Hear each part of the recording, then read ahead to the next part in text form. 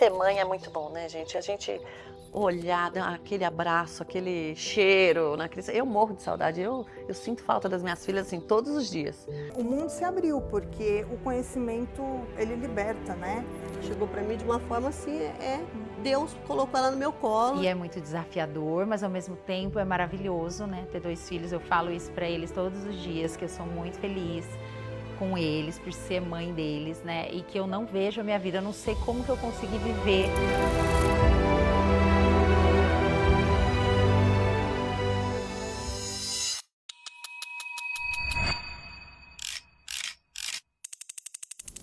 O que sustenta um negócio a longo prazo?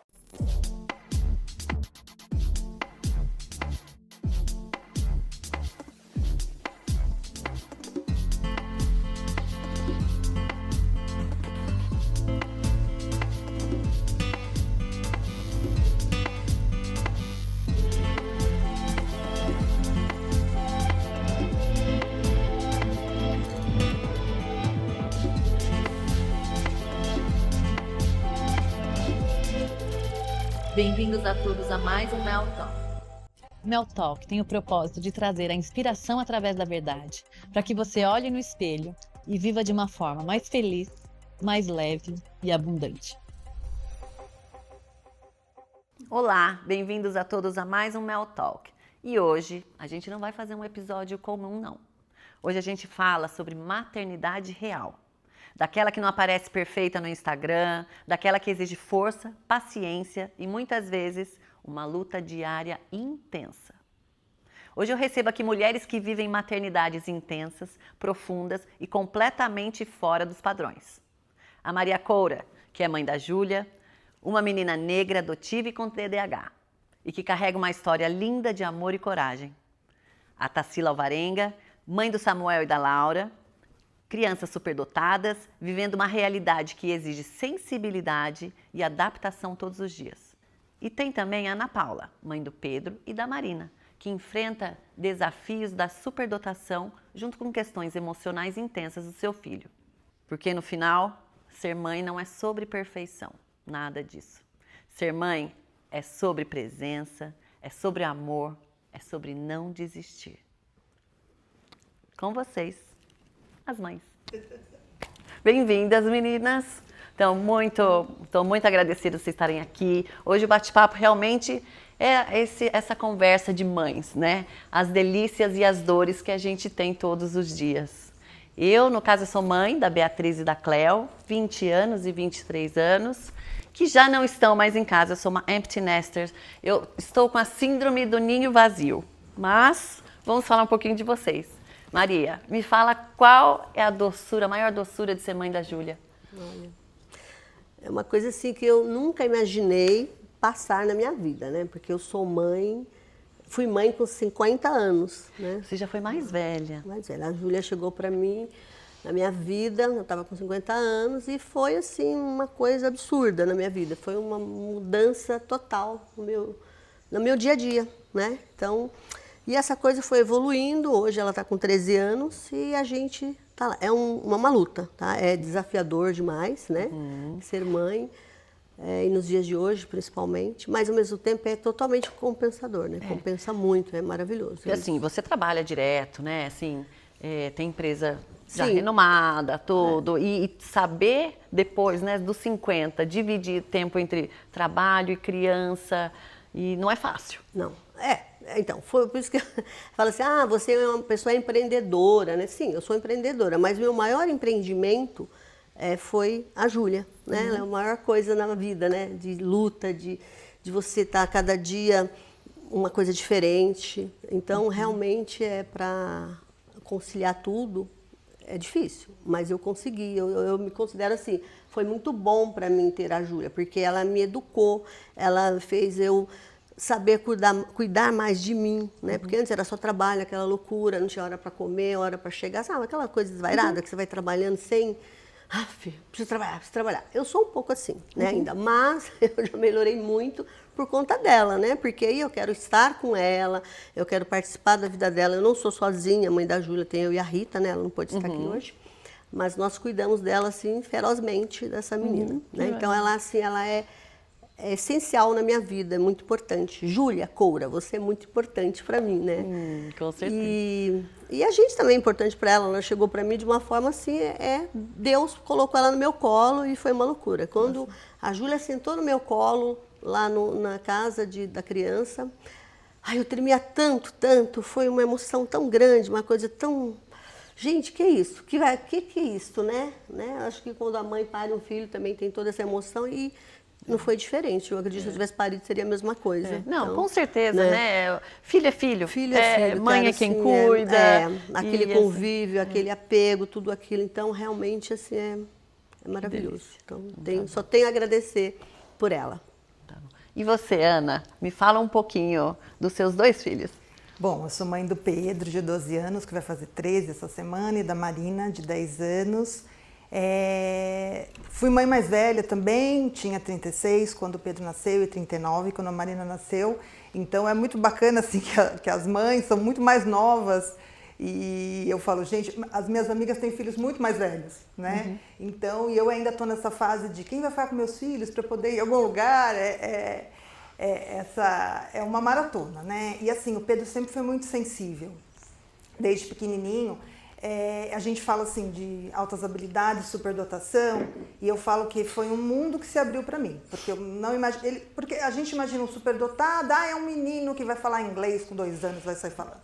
Tem um estereótipo, né?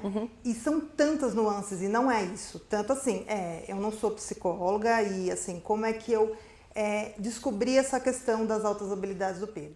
Eu fui percebendo algumas questões assim, mas eu falei, eu acho que é da sensibilidade dele, é o jeito dele.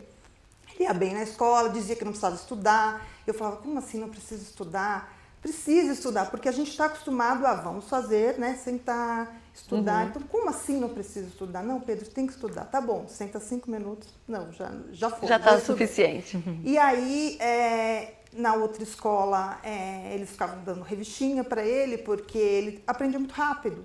Né? E, eu falei, E daí perde o interesse, né? O interesse, do resto vai da dar aula. Um tédio, e eu falava, gente, tem alguma coisa errada. Quando ele mudou de escola, no 6º ano, ele foi para a Escola do Universo.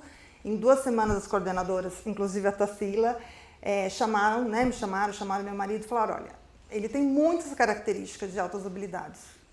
Eu falei, nossa, mas ele falou na idade certa, andou na idade certa, não tem nada de diferente, ele só realmente tem facilidade.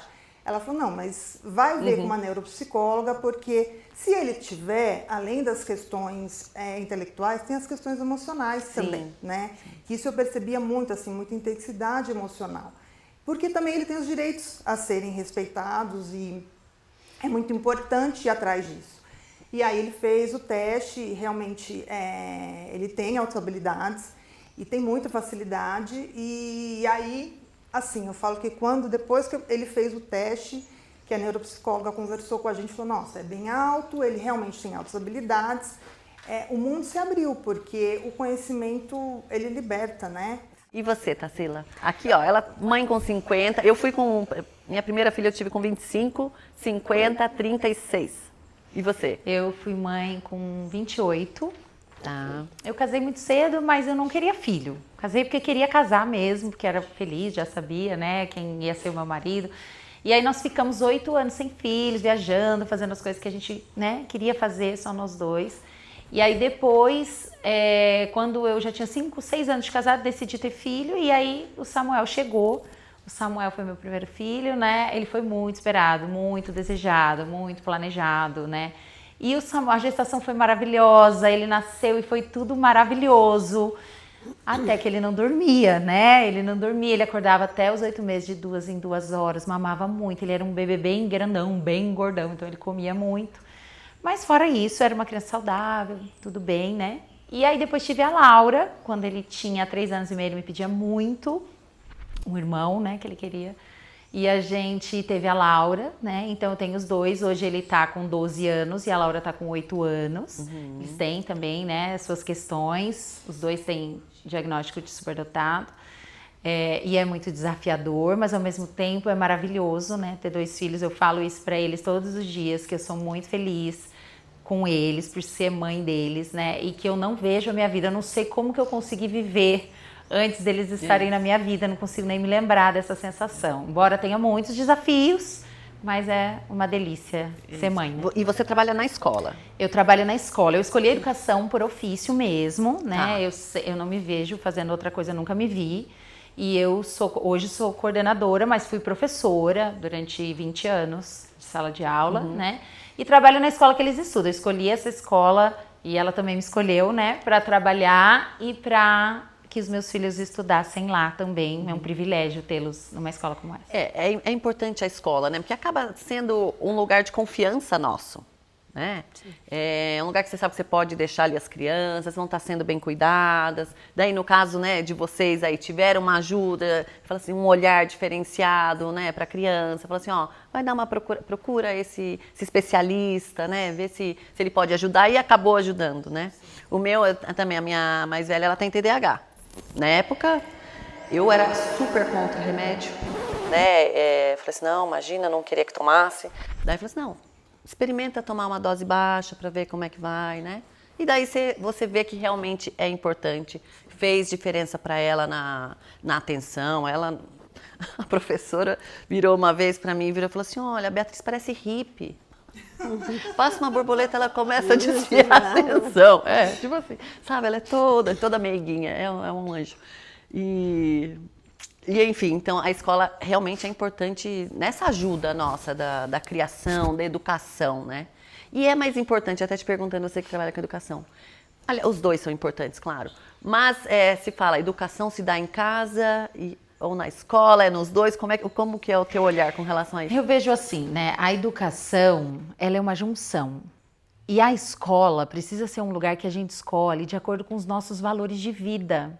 Não adianta a gente, às vezes, querer uma escola para os nossos filhos que não vai ao encontro daquilo que a gente acredita, né? Às vezes as pessoas escolhem a escola porque é mais perto da casa, ou por uma questão financeira, até que ok. Às vezes tem uma necessidade, mas o ideal, né, é que a escola e a família andem juntos, é isso, é ter uma escola que vai virar para a família e vai dizer, e uma família que vai atrás. Porque também muitas vezes tem famílias que não estão prontas. Não participam. Que não conseguem ainda olhar para algumas coisas, porque traz dores, né? Fala também da nossa história. Muitas dessas questões neurodivergentes, elas são genéticas. Então, muitas vezes traz as dores que nós vivemos na escola, enquanto pai, enquanto mãe. E às vezes a gente não está preparada para voltar naquele lugar e olhar para aquilo sem dor, né? Mas eu acredito que a educação, ela se dá na escola e em casa. Não, né? essa junção. Eu também Essa concordo parceria, né? com esse teu olhar. Hoje a gente está gravando no Brasil, viu, gente? A gente está em São Paulo e às vezes eu gravo em Miami, como vocês sabem, e lá a gente escolhe a casa em função da escola. Diferente daqui, né? Aqui você pode colocar a criança em qualquer escola lá, é só na cidade que você mora. Então, realmente as famílias vão escolher a primeira escola e depois escolhe onde vão morar. Legal. Né? Pela importância. E eu vejo que aqui, eu acho que está crescendo mais essa participação dos pais, esse engajamento, esse entendimento de que é importante e começa ali, acho que, a comunidade, né? A gente começa a ter esse senso de comunidade e social, eu acho que dentro da escola, acho que é o primeiro passo ali, realmente, para depois a gente aprender a votar e tudo mais, né? Me fala alguma arte que aconteceu, algo que você falou assim, meu Deus do céu, como é que isso pôde acontecer, o que Julinha já aprontou que te tirou do eixo? Olha, a Júlia, ela não é uma menina que apronta muito, por incrível que pareça, ela é super tranquila e tal. As dificuldades que a gente tem com ela, a maior dificuldade, né, que a gente está na luta é a questão do estudo mesmo, a questão do TDAH, que a gente descobriu também que ela tem TDAH. Eu descobri que eu também tenho TDAH, né? Eu acho que eu tenho, não procurei saber, mas eu acho que... Mas vai fazer o teste e vai dar que tem TDAH. Enfim, e aí a Júlia, com toda essa dificuldade de estudar, né, ela tem uma resistência com algumas matérias, ela tem resistência com estudar mesmo. Então, isso é a nossa grande luta, o grande desafio. Quero que estude, claro, não quero que vá tirar nota baixa por causa da autoestima, mas também eu quero o caráter, a personalidade, o amor próprio. Essa é a grande dificuldade, né? Você conquistar isso na vida de um filho, que ele que é o cresça principal, com isso. e ensinar, né? A gente poder ensinar com que eles pensem, né? Que eles Exatamente, questionem o mundo, não aceitem tudo, É. mas os Então, valores... isso é muito mais assim, impactante na vida da pessoa do que a própria matemática, né? Que a matemática A ótima, escola é uma necessária. parte da formação, mas ela não é toda, né? Não é toda. Então, Não, gente, realmente. e hoje em dia, né? Assim, na nossa época, né, a gente tinha que fazer a Tudo conta ali, no né? lápis. Hoje em dia não, gente já criança só usa iPad, Não, mal mas usa, tem olhar, livros, né? né? Então, É, aí você- tá tudo ali, pergunta, o negócio já responde sozinho. E a gente está nesse dilema, né? Puxa, que loucura é essa? Vai no loucura. IA, vai no Google, vai não sei o quê. E agora eu vou fazer o quê, né? Cadê o caderno? Júlia, vamos estudar, lê, escreve. Porque assim, lê, escreve. Eu acho que aprende assim. Eu acredito nisso. Aham. Só que assim, a menina não quer, ela quer olhar no Google, ela quer olhar no IA. É uma Não, outra tá geração, proibido, uma não geração pode. muito diferente Então, da assim, gente. uma distância absurda. Então a gente está nesse mundo. Não sei como é que vocês estão vendo isso aí, as outras mães. eles já né? são uma geração que não conhecem o analógico. A gente ia nos livros, na biblioteca, eles já cresceram com eu tenho acesso. Por que eu não vou no mais rápido? Sim. Né? Então, Por que, assim, que eu vou numa coisa chata, demorada? Porque tudo tem que ser muito rápido. Eles estão na Porque na eles geração da são uma rapidez. geração que não esperam. Eu falo para o meu filho, eu assisti a Caverna do Dragão, eu tinha que esperar uma Gente, semana. era exatamente. No próximo exatamente. episódio, vocês param e vão ao banheiro e voltam. Né? voltam Então, assim, eles não aprendem a Fazem a esperar. maratona do... Exato, e eles não vão perder nada. A gente perdia quando a ia gente ao banheiro perdia. e a gente tinha que esperar uma semana para o próximo episódio. É. Né? Então, assim, no caso do Pedro, com as altas habilidades, eu acho que a escola é essencial. E quanto antes mesmo a pessoa descobrir, é uma diferença absurda, porque quando a gente descobre a questão das altas habilidades, você vai atrás. Aí o algoritmo só fica te mandando sobre altas habilidades.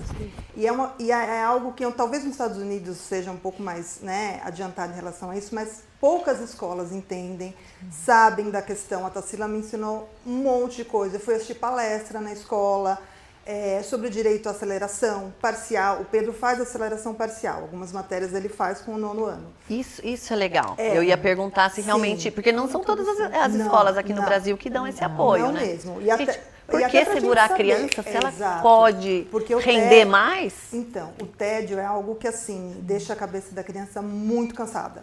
Muito, assim, a gente percebe assim, o que eu vou fazer agora? Eu já aprendi, eu estou ouvindo isso 20 vezes.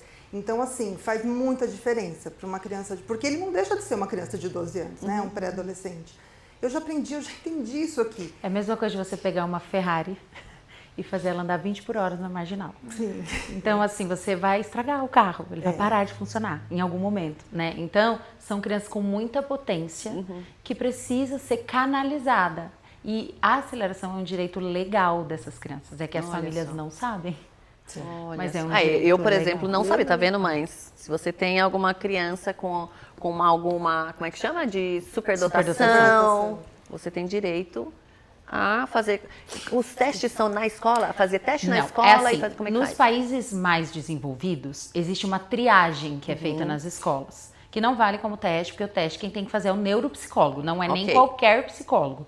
É o neurologista infantil, né? Ou o neurologista para os maiores, aí no caso de um diagnóstico mais tardio, e a neuropsicóloga.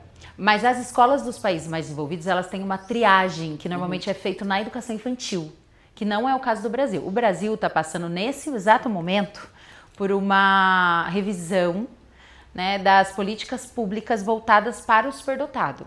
Tá. Então, já tem alguns projetos de lei voltados para essa questão de uma triagem escolar, porque na escola é onde que aparece primeiro. Né? A família, ela identifica alguns comportamentos, mas ela não conhece. Quem estudou é o professor. Sim. Então, quem deveria saber identificar e sinalizar para a família é a escola. E quanto antes isso aconteça, com qualquer neurodivergência, seja TDAH, seja TEA, seja superdotação, você consegue trabalhar com a criança no momento em que o cérebro dela ainda está aberto à informação. E isso faz toda a diferença na vida dela. Não só na vida escolar, nos relacionamentos, né? No relacionamento dela em casa com a família, no desenvolvimento dela. Então é muito importante, mas hoje é assim que a gente faz. A gente percebe alguns comportamentos, aí conversa com a família também traz algumas coisas de casa, faz algumas perguntas mais específicas e aí encaminha para uma avaliação. E depois da avaliação tem que também saber o que vai fazer com essa avaliação.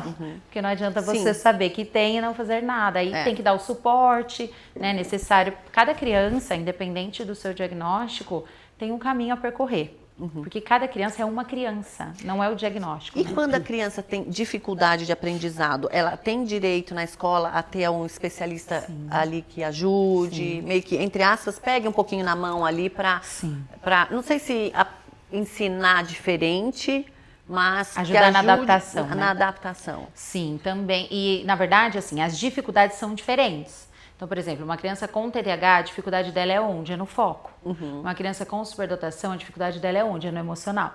Uma criança com TEA, a dificuldade dela é onde? Às vezes nas relações, às vezes na linguagem, às vezes na comunicação. Então, todas as crianças, todos os cérebros que são neurodivergentes, eles têm suas potências e suas dificuldades. Né? E a escola, sim, a família, dependendo aí de qual for a dificuldade específica, né? E por isso que é tão importante a gente falar sobre a parceria disso na educação das crianças e dos adolescentes, né? Sim. Porque tem algumas questões que são de responsabilidade da escola, algumas que são de responsabilidade da família. E quando todo mundo faz o que tem que ser feito, cada um a sua parte, é quando essa criança vai se desenvolver bem, né? Não, maravilha, maravilha. E vocês, assim, enquanto escola, já teve algum caso que você se surpreendeu com a mãe, no sentido de, a gente deu uma bronca e veio a mãe reclamar aqui porque deu bronca? Tem muito disso hoje, porque na nossa época não. Na época a gente levava bronca na escola, os levava pais... em casa. E levava em casa. Hoje o que a gente ouve é que a criança leva bronca na escola e os pais não dão bronca na escola porque brigaram com o filho. Olha, eu vou ser bem honesta pra você. A nossa comunidade na escola que a gente tem 200 alunos, nós somos uma escola pequena, né? Mas eu tenho muitas amigas que trabalham na área. E as famílias também que são dessa comunidade nossa, a nossa escola tem uma filosofia muito específica. Então, as famílias que ficam ali são famílias que têm isso como valor de vida. É claro que vez ou outra, não é todo dia uma alegria, né? Não. Tem algumas questões, mas são famílias que ouvem, são muito parceiras de um modo geral, sabe? Eu sou muito feliz por estar ali como coordenadora, tenho os meus desafios, mas de um modo geral, nós temos famílias muito parceiras. Mas sim, né, troco com muitas outras coordenadoras, professoras amigas e de um modo geral, educação, infelizmente, muitas famílias, o que a gente vê é muitas mães, às vezes com as suas dores, da sua criança e que ainda não se curaram nos seus processos terapêuticos e que de alguma forma projetam isso nos seus filhos, infelizmente, né? E é difícil, até a gente, né? Eu tenho 2 filhos, faço terapia tá em dia. Mas, por uma questão de sobrevivência, mas tem muitos momentos que a gente sai do eixo ali do prumo e precisa voltar, respirar, olhar para si, né? Para poder encontrar o que é meu, o que é dessa criança e como nós vamos fazer para resolver, né? E Ana, trata diferente os filhos por terem habilidades diferentes ou não? Então, na verdade, a Marina, minha filha, vai fazer o teste também. Porque ela mudou de escola para a escola do universo. Mas a gente não sabe ainda, ela vai começar. Por coincidência, a gente assina a revista Super Interessante e esse mês veio sobre superdotação. E ela começou a ler e falou, mamãe, eu tenho muitas características. Que bonitinha.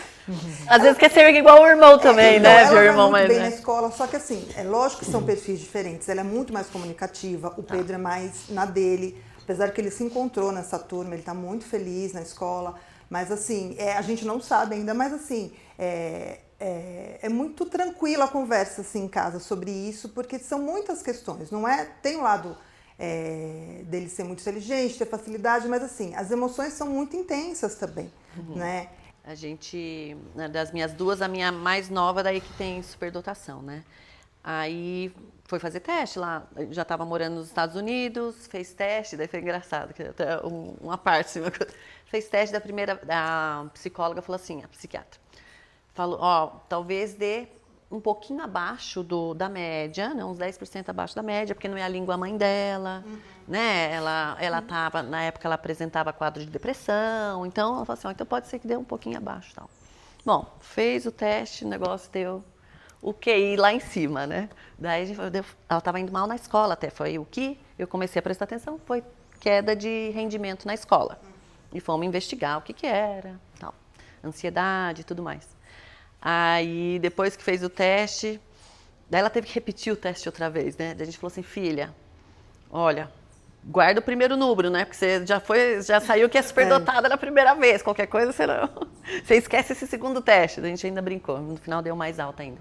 Mas a escola tem essa importância, né? No meu caso, ela começou a ir mal na escola, não queria se integrar com as outras crianças.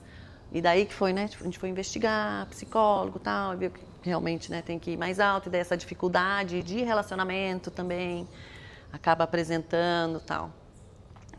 Tomou um pouco de remédio, eu era contra, mas daí foi depois que eu vi assim, a primeira dosezinha do olhar dela, né, que antes baixinho, daí levantar, você falou assim, nossa, minha filha tá aí, né, que daí você falou assim, poxa, pode continuar, daí meu preconceito acabou, né, hoje já não toma mais, tudo tá bem, tá na faculdade, feliz da vida, mas a gente sofre com o filho, né?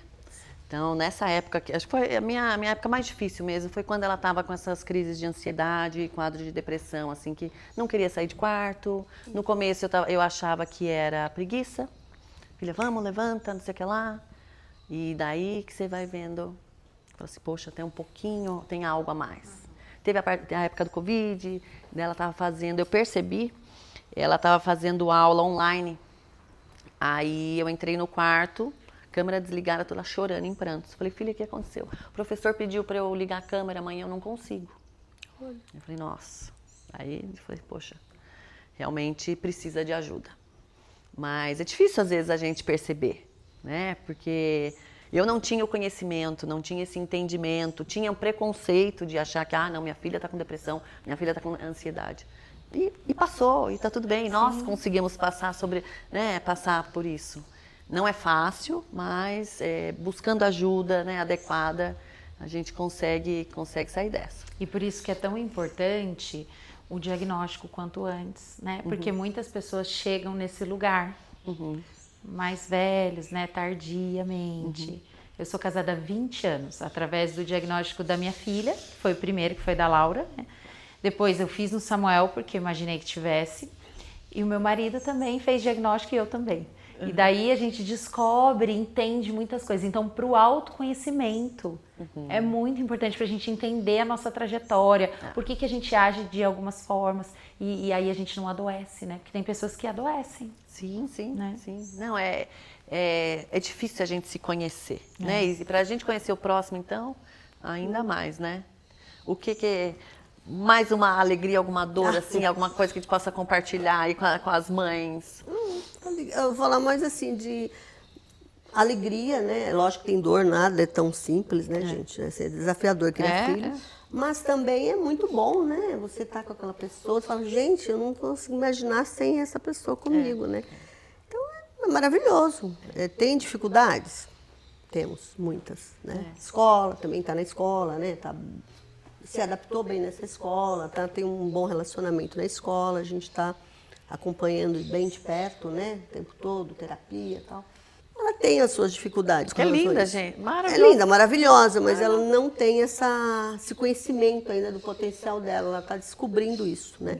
Então a questão do cabelo, né, então a gente vive num mundo assim, está numa escola onde a maioria das meninas, 100% são loiras, brancas, cabelos, né, filhinha, papai, mamãe, né, cabelos longos e internet, TikTok e tal, assim. E a Júlia, negra, 2 mães, idosas, né? Então, assim, são, né, muita diferença mesmo para ela poder superar. Então, realmente, existe muita dificuldade. A gente passou por muito e eu acredito que não acabou ainda, né? A gente está ainda no caminho de crescimento com relação a isso aí. E perguntar, então, para a educadora. Tem idade, por exemplo, filhos que têm dificuldade de obediência. Você tem que fazer...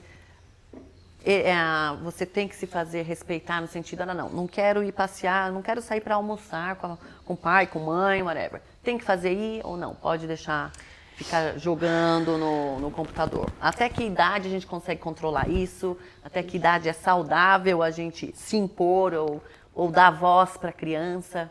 Eu acho que bom seria se nós recebêssemos na maternidade ou na casa da criança um manual, né, gente? Mas a gente não tem, eu acho que é uma construção, assim. E eu falo muito pro meu filho, né, que tá com 12 anos, que eu estou aprendendo a ser mãe de pré-adolescente, né? Então, muitas vezes eu sento com ele e sábado, filho, vamos almoçar, mas não quero ir, quero ficar jogando, então vem cá. Então, quero falar uma coisa pra você, eu quero você junto de mim, eu sei que você tá com um momento de ter uma necessidade de ficar sozinho, de ficar com seus amigos e tal, mas eu estou aprendendo a ser mãe de adolescente, você pode ter um pouco de paciência, né? Eu acho que tudo é na base do diálogo, né? Claro que nem sempre é assim, tem dia que você vai e acabou, né? Porque tem dia também que a gente tá mais cansada e que não dá pra ficar conversando o tempo todo. Mas eu penso que é uma construção de muita conexão. Eu acho que quando tem essa conexão entre o pai e o filho, entre a mãe e o filho, né? Eu acho que é a mesma coisa do celular, que hoje é a nossa maior briga, né? Para tirar essas crianças um pouco da tela, para eles fazerem uma outra coisa. Eu hoje moro num sítio, então tem muita coisa para eles fazerem fora. Então tem sábado e domingo que eu falo, pelo amor de Deus, vocês vão desligar agora e nós vamos fazer alguma coisa lá fora, né? Por que a gente tá morando aqui? E aí é um treino mesmo, né? Porque esse mundo tá levando a gente para esse lugar que a gente fica, o banco é no celular, tudo é no celular, e a gente fica ali o tempo todo resolvendo coisas, né? Então eu penso que, para mim, o caminho é a conexão. Se a gente estiver conectado com eles, né? Se a gente estiver disposto a não ficar só julgando o tempo todo, porque muitas vezes a gente também julga o tempo todo. A gente esquece que a gente viveu a adolescência ali atrás e como a gente se sentiu nesse momento, né? Como era, esses dias eu tava pensando assim, como era a relação com a minha mãe quando eu era adolescente? Deixa eu pensar sobre isso, né? E era uma relação que naquela época, né? A minha mãe era mãe solo, né? Então não tinha boas condições, então eu estudava na escola pública, então era uma relação muito conturbada. Foi o melhor que a minha mãe podia dar, mas era muito conturbada, né? E aí eu fiquei pensando exatamente sobre isso. É isso que eu quero repetir com meu filho, né? Eu hoje tenho uma condição um pouco melhor do que a minha mãe. Então, por que eu vou agir dessa forma, né? Então, eu acho que é uma via de mão dupla, eu diria, né? Hoje eu entendo que você precisa, hoje você vai ficar, mas hoje você vai comigo, porque eu também quero que você esteja junto, também é importante estar junto com a família. Acho que a gente não pode abrir mão sempre, mas também tem que ter o respeito, né? Tem que ter. Não, amor só vem depois do respeito, né? Respeito acima de tudo. E eu acho que tem uma, assim, que a Tarsila falou, o combinado sempre não sai caro, né? Eu tenho um combinado em casa, então um tempo de tele, agora nós vamos jogar um jogo de tabuleiro. O que você quer jogar? Detetive, combate, o que for. Eu até brinco, até porque ele tem miopia, eu falo, olha, a tela atrapalha. Então a gente tem combinados também. E eu vi uma psicóloga falando algo que eu achei super interessante, que ela fala que o adolescente, pré-adolescente, ele é como uma janela de carro, assim. Quando você tem conexão com ele, tem uma hora que ele abre a janela e quer falar com você. E você tem que aproveitar essa oportunidade. E o meu filho é à noite, 10 horas da noite, daí ele fala... A hora que você fala, tá cansada, a hora que você... Exatamente, mas eu falo, é essa hora. E meu marido fala, meu Deus, o que você ficou tanto conversando? Eu falei, é a hora que ele queria conversar, porque às vezes ele, tá bom, foi tudo bem, foi tudo bem. E nessa hora eu lembro sempre dessa psicóloga. Lógico que tem dia que eu tô cansado e falo, filho, vamos conversar de dia. Mas à noite é o horário que ele ama conversar. Então essa janela, se você tem conexão, você tá sempre junto, sabendo as coisas que estão acontecendo, e fazendo esses combinados mesmo. Ó, tempo de tela esse horário, esse tempo vamos fazer outra coisa, vamos sair nesse condomínio lindo, vamos olhar o horizonte, né, que é importante. É fazer combinados, acho que o combinado funciona. E essa história da janela eu achei muito legal. Às vezes a gente está exausto, mas o horário dele foi ali, então vamos conversar agora.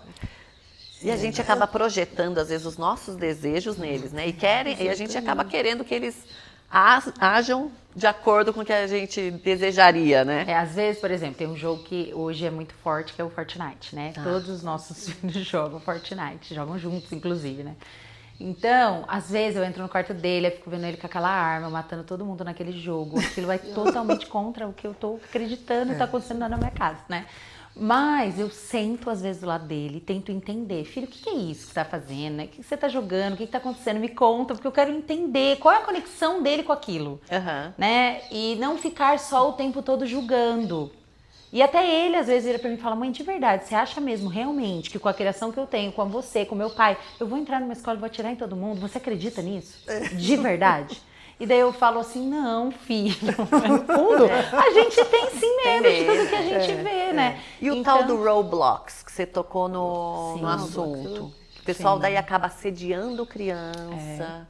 É muito perigoso. Eu acho que a gente sempre precisou monitorar. Não é? Quando os nossos... Por exemplo, na minha época, eu ia a pé da escola para casa e de casa para escola. Era super comum, né?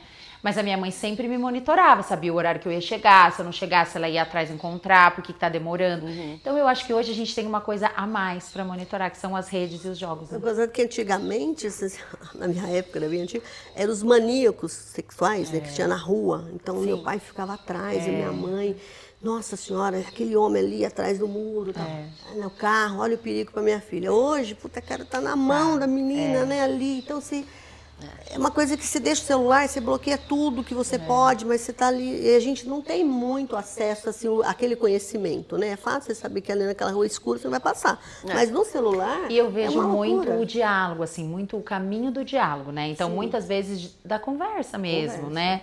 E para que eles façam boas escolhas. Exatamente. É o que a gente Não fala, adianta olha, você bloquear tudo, isso não pode, não pode, não é que não pode, isso vai te fazer mal, isso, explicar. Aí quando a criança, no caso a Júlia, ela ouve isso e quer entender que ela também gosta de conversar à noite, na hora que está morrendo de sono, ela gosta de falar, fazer uma DR ali, e aí a gente começa a conversar e aí pronto, né? Aí é hora de você dar uma entrada e mexer naquele assuntinho. Aí tem assunto que você não pode falar, não, mas eu já sei, eu não preciso saber, é aquele assunto, né? Porque a gente tem aquela coisa, a menina é diferente do menino, né? Mas na verdade não é, é tudo igual ali, a preocupação é a mesma, né? Mas a gente com o menino, a preocupação é sempre essa, né? Ah, ele tá indo no lugar errado, tá vendo coisa que não é para ver, mas enfim. E essa é o grande dilema da nossa vida, né? A gente Lidar com tudo lidar isso com essa hoje, coisa do virtual e tudo isso mais. Mas a O gente- que vai ser isso no futuro, né? Só por Deus. Eu até acredito que isso vai ser bom. Vai ter coisa boa, né? Eu acredito sempre uma coisa boa no final. No final vai acabar tudo bem. Mas a gente está nesses turbilhões aí de emoções. Mas no final vai acabar bem. Porque eu acredito muito na educação, no que você faz no dia a dia, no que você apresenta no dia a dia para o filho. Do que mais do que a gente fala, né? Porque a gente fala demais, mas o que a gente faz realmente é o que fica. Eu vejo pela minha criação, né? Meu pai não falava. Ele fazia, não falava, não tinha instrução nenhuma. Meus pais, né, do interior da roça mesmo. E eu tive tudo isso, a minha família inteira está ali do bem, a gente tem tudo aquilo que está dentro do normal, assim, né? Índole, tudo bonitinho e tal. Então, e meu pai nunca falou para mim bonito, nada, ele só me deu exemplo e eu segui. Em Então, casa eu tenho acredito também, nisso, né, bastante. duas criações, assim, diferentes, assim, da minha mãe, sempre presente, amor, não sei o que lá, e meu pai sempre foi de trabalhar, tal, menos de mostrar o afeto. Hoje em dia, depois que os netos nasceram, acho que daí aprendeu, né, a dar tanto amor para os netos que acaba dando mais para os filhos também. Mas E ser mãe é muito bom, né, gente? A gente olhar, dar aquele abraço, aquele cheiro. Né? Eu morro de saudade. Eu sinto falta das minhas filhas, assim, todos os dias.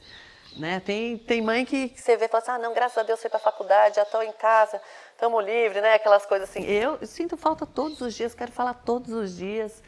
E o duro é que estão morando longe, né? Então tem que fazer uma via sacra. Uma está em Carolina do Norte, a outra no estado de Nova York. Então tem que fazer a ponte aérea aí para Mas agora visitar. tá online, dá para falar bastante. Agora dá pra ajuda. a tal da tecnologia ajuda nesse lado. Tá ajudando a gente. nessa parte. Com certeza. Tem um momento aqui do Mel Talking que eu peço para que os guests, os convidados, falem com si mesmo, né? Com o seu eu do futuro. O eu do futuro passando uma mensagem para a gente de agora. Mas a gente vai fazer um pouquinho diferente hoje. Gostaria que vocês mandassem uma mensagem para os filhos de vocês. Né? Que vocês falassem um pouquinho aí para eles, uma mensagem que vai ser eternizada aí através do nosso YouTube, nosso canal. Né? Então, uma mensagem para eles. Oi, Júlia, essa é para você. Saiba, Júlia, que você é muito importante. Você fez a diferença na minha vida. Você chegou para mim pelas mãos de Deus. Deus colocou você no meu colo para sempre. Eu te amo muito e te respeito, filha. Grande beijo. Pedro e Marina, meus filhos amados, vocês moram no coração da mamãe. Vocês são my sunshine. A vida ficou muito melhor com vocês. A mamãe é uma pessoa melhor, mais generosa, por conta de vocês. Sempre vocês podem contar comigo e com o papai. A gente vai estar sempre ao lado de vocês, independente de onde vocês estejam. E eu sei que as escolhas de vocês sempre serão da melhor forma possível, porque vocês estão sendo ensinados a respeitar o próximo, a respeitarem a si mesmo, que é o mais importante. E para que esse mundo seja melhor também, né? É bom criar crianças que façam diferença no mundo. Isso, papai e a mamãe estão se esforçando para que vocês sempre estejam nesse caminho. Nunca se esqueçam que vocês estão no nosso coração e que vocês sempre podem contar com a gente, sempre, na alegria e na tristeza. Amo vocês. Samuel, filho, vou mandar uma mensagem para você. Você é a realização do meu maior sonho nessa terra. Eu ser mãe é a minha maior missão aqui, eu tenho certeza disso. E eu quero te agradecer porque você me ensina a ser mãe. Você é o meu primeiro filho, você é um menino tão generoso, que me ensina de uma forma tão respeitosa. E que respeita os meus erros, que aceita as minhas escolhas e que é sempre muito amoroso comigo. Eu te agradeço muito, viu, meu filho? Eu te amo do fundo do meu coração. E eu sempre vou estar disponível para tudo que você precisar. Ser sua mãe é um privilégio, tá bom? Laura, meu furacão. Você, filha, chegou como um presente do céu para mim, né? Para eu olhar para as coisas que eu ainda não conseguia ver a meu respeito. E você, com muita profundidade, me leva nos meus lugares mais sombrios e mais profundos. Mas você me ensina todos os dias a alegria da vida, me ensina todos os dias a ser mais corajosa, me ensina todos os dias a ser de verdade quem eu sou. E eu sou eternamente grata a Deus pela sua existência na minha vida. Eu te amo muito, sempre vou estar disponível para você. Sou muito feliz por ser sua mãe. Sou honrada por ser sua mãe e sempre estarei do seu lado. Um beijo para você, um beijo, Samuel. Eu amo muito vocês. E a Julinha foi muito esperada? A Julinha foi muito esperada, sabe, assim. Você sabe que uma adoção, ela é uma gestação de 3, 4 anos, né? Então, isso acontece muita coisa nesse processo. Como que é esse processo? Aproveita para contar Então, pra gente. Primeiro você idealiza ter um filho. Aí não vai ter. Eu nunca pensei em ter filho biológico, eu sempre fiquei muito envolvida com o trabalho. Então era bicho solto, né? De repente, um dado tempo da minha vida, eu quase chegando aos 50, eu falei, puxa vida, né? Ai, tão legal ter alguém, né? Eu sempre sobrinhos, outras crianças, que eu sempre gostei de criança, mas nunca me vi mãe, assim, né? Aí, de repente, eu senti vontade, eu e Rita, né? Sentimos vontade. Vamos tentar adotar uma criança? Primeiro, vamos ter uma criança biológica? Ela falou, biológica, eu fui.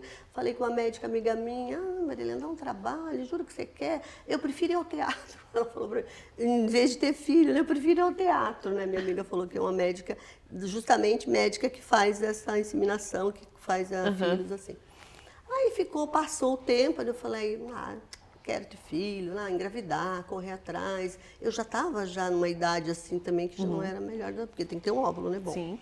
Enfim, aí eu falei, eu vou adotar, porque eu acho que, adotar. Então eu idealizei e fiquei pensando, vou adotar, e fiquei pensando, eu sempre queria uma menina, né?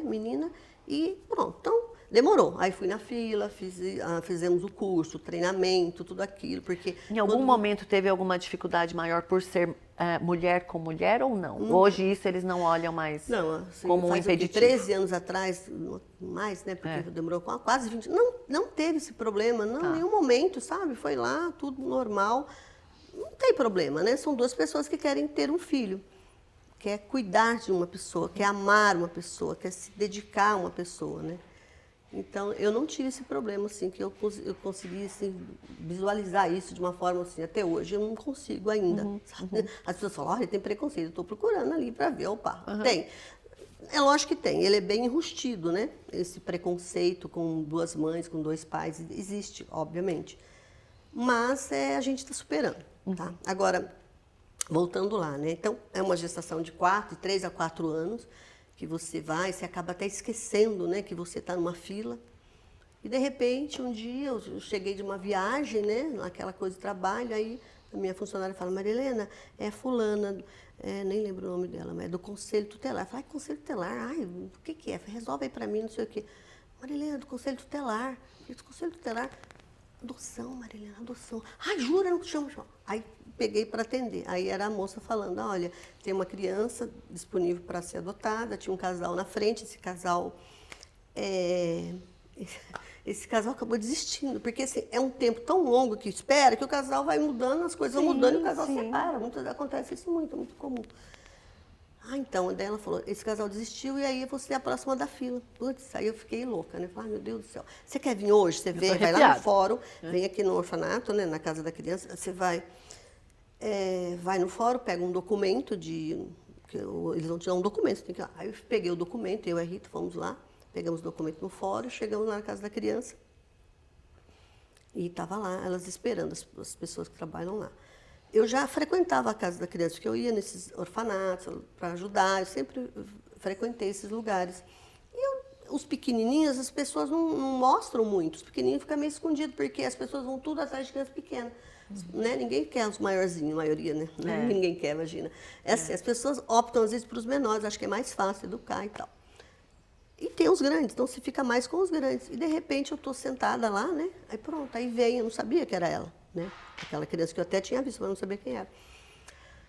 Aí vem e ela coloca no meu colo.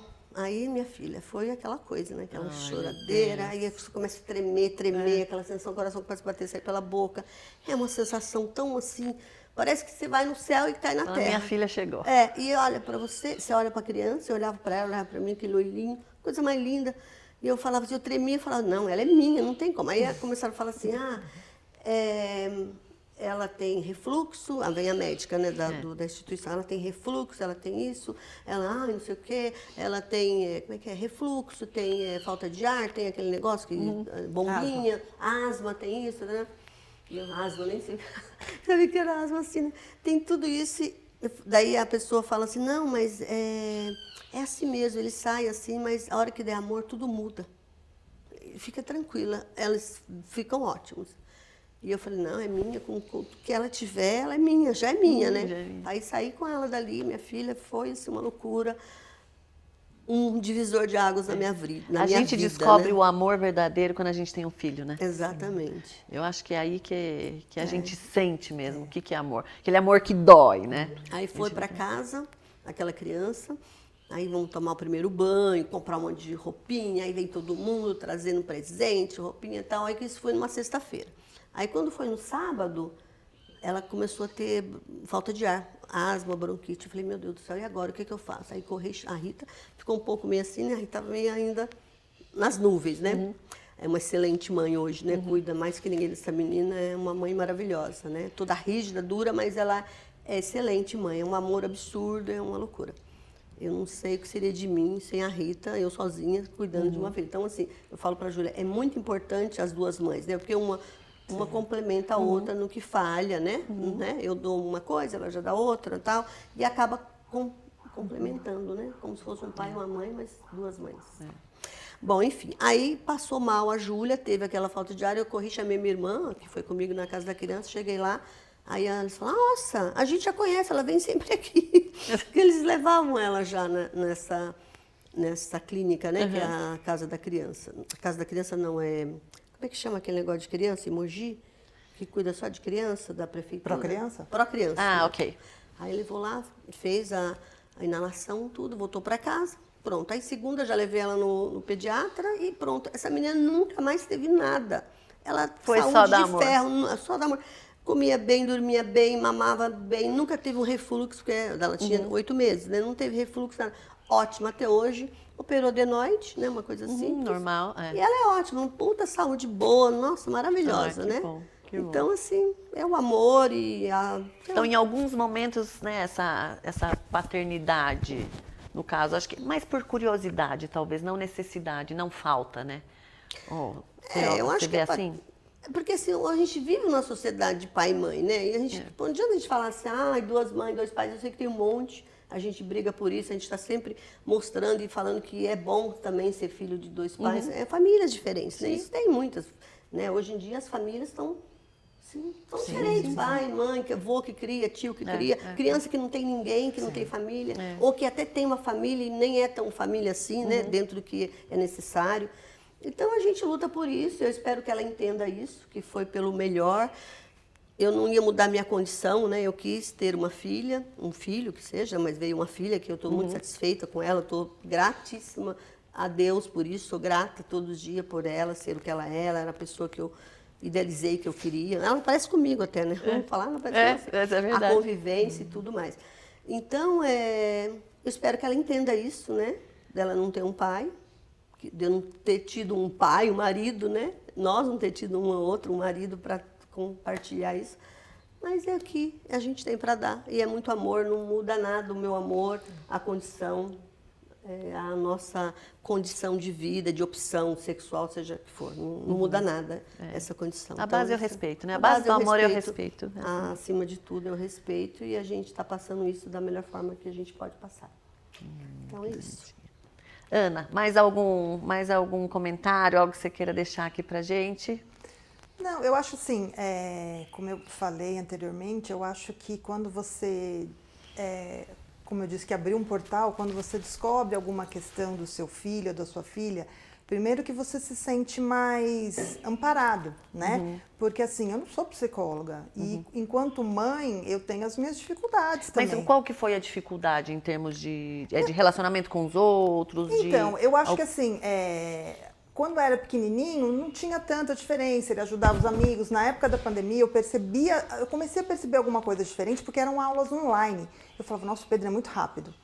E percebi as outras crianças, porque você, né, não percebe muita diferença. E aí, com o tempo, ao mesmo tempo, ele joga muito bem futebol, gosta de futebol. Então, ele interage, ele não tem. Ele não se isola tanto. Não tinha aquela questão de aquele nerd típico assim, né? Mas com o tempo, assim, essa coisa de, não preciso estudar para a escola, isso pode ser entendido pelos colegas nessa idade de, nossa, que pessoa metida, como que não estuda para a escola? Como que não precisa ter o caderno? Por que o Pedro pode ficar olhando para trás enquanto a professora fala? E é difícil para o professor entender isso também. E aí tem uma professora excelente da Escola do Universo, que eu sou fã dela, que é a Lilian, que uma vez o aluno falou, mas por que ele pode ficar olhando para trás? Ela falou, porque ele está ouvindo. Porque ele está entendendo. Então, também é muito difícil para o professor ou para a escola entender essa diferença. E respeitar, e não achar que é uma falta de respeito, porque o cérebro, ele já entendeu, né? Então, assim, mas ele também precisa entender que ele vive num mundo em que tem essas regras de olhar para você quando está falando, respeitar, e às vezes até, assim, o pai falava assim, finge que você não sabe uma questão. Não fala, porque, né... Toda hora você que levanta a mão, eu brincava assim, Hermione, sabe, do filme do Harry Potter.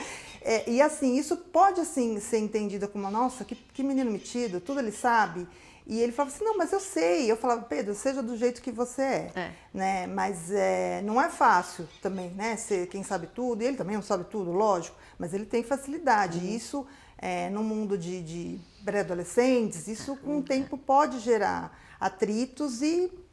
É difícil para as crianças entenderem também essas diferenças, né? Então, essas questões, e principalmente do mundo atual, eu achei, quando veio aquela lei que proibiu os celulares na escola, eu fiquei super feliz, porque meu filho não ia com celular, na outra escola podia, e todos usavam. Eu falava, mamãe, eu sou o único que não leva, não adianta nada, porque eu fico assim, né? Eu falei, então tá bom, então leva o celular. E só que assim, criança tem que brincar. Eu tenho um pediatra, que é o Daniel Becker, que ele é muito bom, e ele fala, a criança sabe brincar, mas a gente tem que dar a oportunidade. Se você der um celularzinho, aquilo é para viciar, não é? Então, assim, faça a sua parte, assim, faça os combinados, o tempo de celular e o tempo de tela, porque a criança sabe brincar. O pré-adolescente sabe fazer outra coisa, né? Mas você precisa fazer os combinados e dar esse tempo para ele, porque aquilo é feito para viciar a criança. Lidar com o tédio é algo que é muito difícil. Né? E assim, e essa geração já tem essa dificuldade, porque tem a tela, porque não tem o tempo para o tédio, né? E eu sinto essa dificuldade dele de agora, o que eu faço? Porque Ana, mas às vezes é cansativo, né? Não é? Sim, a gente ficar nesse lugar, eu fico muito para a Laura também, de regulação dela, é uma responsabilidade que parece que eu carrego, tem dia que eu falo, hoje eu não queria. Eu falo, gente, eu também não sei tudo, eu não sei de que forma, tem hora que eu falo, não sei. Por isso que eu falei essa questão do limite mesmo. A criança é diferente, né? Tá com a mãe, se comporta de um jeito, tá com os tios, é de outro. E os dois falam muito das emoções dele comigo e menos com o pai. Muito menos. Então eu falo, gente, vamos dividir um pouco. Não, o papai não vai entender. Não, o papai vai entender. Então essa conexão é importante, mas assim, a gente cansa também, né? Porque tem hora que você fala, eu não sei. Tem hora que a gente não sabe. Não sei mesmo, não sei como resolver essa questão. E alguma vez já chegaram no limite e pensaram em... Não desistir, né, seria muito forte, mas já chegaram no limite ali de sentar, chorar, falar, gente, não aguento, isso não é pra mim. Então, eu Tô com a no lugar Laura, errado, com não é 5 possível. anos, antes de eu descobrir o diagnóstico dela, eu cheguei nesse lugar porque eu era coordenadora da escola e minha filha quebrava a escola. Ela é tão fofa, eu não consigo Aí eu imaginar. chegava em casa, sentava e chorava. Eu falava, gente, eu resolvo a vida de 199 crianças e a vida da minha filha eu não resolvo. E não resolve, né? Porque aí é minha filha. Eu sou coordenadora dela, eu sou mãe dela. Né? E aí, só que eu tinha que esperar a idade para fazer, porque já se faz neuropsicológico com menos de 6 anos, mas aqui não. E tem uma crença no Brasil de que não vai dar certo, enfim, mas hoje eu sei que isso acontece, tem lugares que fazem, dá para fazer, né? E eu faria naquela época antes, mas não sabia. E aí eu já cheguei no meu limite. Um dia eu sentei com ela, eu cheguei em casa, sentei e falei, escuta aqui. Pra mim, eu cheguei no meu limite. Eu falei exatamente isso pra ela. Pra mim não dá mais. Não dá mais pra eu ver você batendo nas crianças, você mordendo as crianças, você desrespeitando as professoras, você desrespeitando a diretora da escola. Filha, lá também é o meu trabalho. Eu sinto vergonha. Você quer que eu sinta vergonha? E aí ela ficou me olhando, ela tinha 5 anos, né? Mas eu sabia que ela tinha muita condição, sempre soube de uma forma inconsciente, né? E ela também chorava muito, porque ela não tinha o controle, né? Ela não sabia, a gente não sabia. Assim, são os dois aprendendo, a criança e a mãe, né? E aí, depois que a gente fez, que entendeu, que trabalhou, hoje ela é uma outra menina. Todo mundo fala isso que a Ana falou. Eu não imagino ela fazendo tudo isso que você Ela fala. é muito fofa. Né? Mas ela foi, sim. Só que era com 5 anos, é uma potência. Quando você vê o Pedro com 13, eu vejo a Laura se eu não tivesse descoberto, entendeu? Porque é a potência que vai aumentando, né? Para nossa geração é muito mais difícil ser mãe. Eu brinco com a minha mãe, eu falo, mãe, era muito mais fácil para vocês, né? Você tinha que concorrer com quem? Mas uma boa pergunta. Vocês acham que a nossa geração é mais difícil ser mãe na nossa geração do que antes? Eu acho. Porque, assim, essa questão da tela é muito perigosa. Eu vi uma pessoa falando, deve ter ouvido de outras pessoas, mas, assim, é a mesma coisa que você deixar seu filho na Praça da Sé sozinho, né? Deixar fora, na rua, você tem medo, mas no celular você não tem? Ali é um mundo, e é um mundo mesmo, né? Mas todo mundo tá lá. Então, como achar esse equilíbrio? Eu acho muito mais difícil ser mãe hoje em dia. Eu acho que os perigos são maiores, porque estão no lugar que você não acessa. Eu não fui né? mãe há 50 anos atrás, mas eu imagino que, puxa vida, na minha época, coisa que era perigosa era coisa simples. Hoje, putz, é muita coisa. É muito perigo. E você não vê.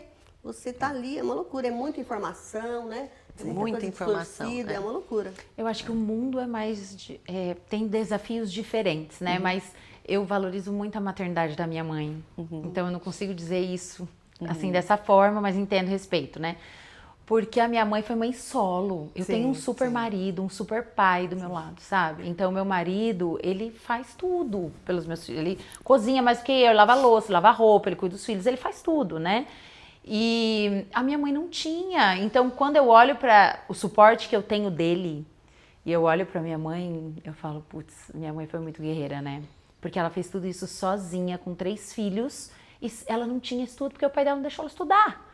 E ela teve que se virar, né? Então, eu acho que eu diria que são desafios diferentes, assim, né? Eu admiro muito as mães solo, muito, assim. Tenho uma admiração imensa porque eu acho que é muito desafiador, né? Criar pessoas é muito desafiador, né? Meu, no caso, eu comentei, né? Divorciei, mas o pai sempre foi muito presente. Até a gente mudar para os Estados Unidos, que daí acaba, né, dificultando, óbvio, né? Por conta da distância. Mas até colocando esse adendo, né? Mas realmente não é fácil, né? Ser mãe não é uma doçura, né? Mas não é fácil. E a gente aprende todos os dias com cada etapa da criança, com cada choro, com cada sorriso, com cada abraço, com cada beijo. Mas é gratificante, né? Eu falo para os meus filhos, às vezes, que a gente acha que a gente está educando eles, mas muitas vezes são eles que estão nos educando, né? Que nem eu comentei, morro de saudades e fico pensando, gente, eu lembro delas. Minha sogra já falecida, quando ela tinha 1 aninho, falou assim, logo tá na faculdade, logo. Eu falei assim, ai meu Deus do céu. Né? Achava que aquilo ia demorar mais hoje, né? O tempo que passou, eu falei assim, realmente passou como um piscar de olhos. E eu sinto falta. Falei, ai gente, eu queria ter aproveitado um pouquinho mais. Não que eu sempre, né, tive oportunidade, sempre fiquei com elas enquanto tive oportunidade e tal, mas falei assim, tem sempre aquele algo a mais, aquele tempinho a mais, então acho que a gente tem que aproveitar os nossos filhos, aproveite para abraçar, aproveite para falar que ama, e, né, sejam mães. Você vê que é bom, né? Tanto é bom que você quer Quer lembrar mais? e quer rever o passado de novo. Né? Então não é ruim, é muito bom. É muito bom. Alguém quer deixar mais alguma mensagem para as mães? Mães, Algum cuide dos seus plus? filhos, ame seus filhos, sempre. E sejam mães e seja você, acima de tudo, né? Porque a gente tem que ser bem, estar bem, ser nós, pessoas, mulheres, para ser uma boa mãe, uma boa mulher, uma boa pessoa, enfim. Porque às Seja vezes a gente você, acaba mulher. se esquecendo para cuidar dos filhos também, né? Exatamente, isso acontece muito.